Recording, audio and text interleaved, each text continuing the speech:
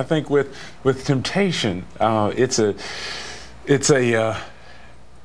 probably one of the hardest things that we have to deal with, because obviously something wouldn't be tempting if it wasn't very, very attractive to you.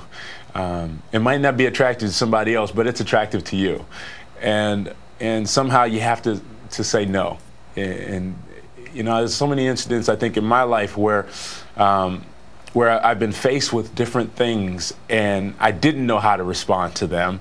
For example, when I was a kid, I was maybe 10 years old, and I was in elementary school or middle school or something, and I remember I went to a 7-Eleven and stole some candy, and it just seemed like all my friends were doing it. They'd take candy and they'd sell it in school, and I got caught taking the candy from the store. It was probably one of the most embarrassing moments of my life, and Mom and Dad didn't appreciate that very much. So that put a big scare into me. But I think that, you know, when you're faced with temptations, you have to have enough courage to say no. And I think the courage comes from faith. It comes from your foundation.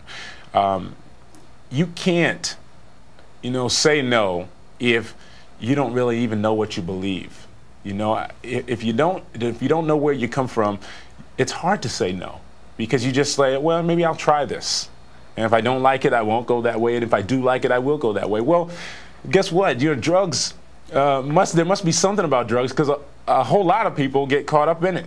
I mean, and I can't think of any situation that's ever been good where somebody was hooked on drugs. You know, and I mean, it's so obvious. You can look right at some of the examples and say, well, my life is pretty much going to be ruined within 2 to 3 years after I start doing this.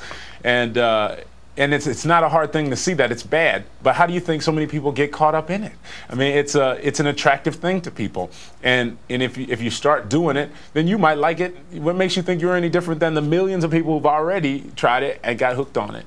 So it takes courage, and it takes a foundation. It takes faith to really be able to say no when you're at a party and everybody else is doing something. For you to have to get up and leave the situation and look like the goofball.